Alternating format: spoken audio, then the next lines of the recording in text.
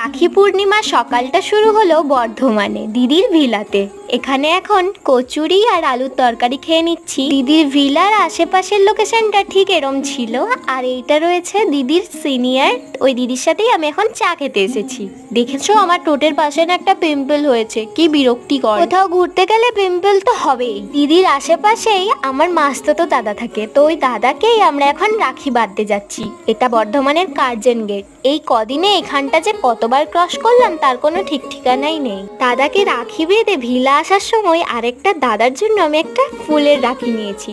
এখন এসেছি বিশালে ঘুরতে, কিছু কেনাকাটা করতে আর কি। বাজার থেকে দিদির ভিলা যেতে যেতে অনেক ভিলা পড়ে, তো এই বাড়িটাতে প্রত্যেকটা গাছের নিচে একটা করে লাইট দেওয়া রয়েছে। এটা দেখতে এত ভালো, কি বলবো। এদিকে পুরো ফ্ল্যাট রয়েছে। এখন ওই দাদাটাকে আমি রাখি পরিয়ে দিচ্ছি। এই দাদাটা বেশ ভালো। রাখি পরিয়ে দাদাকে একটা প্রণাম করে নেওয়ার পালা। Thanks for watching, tata.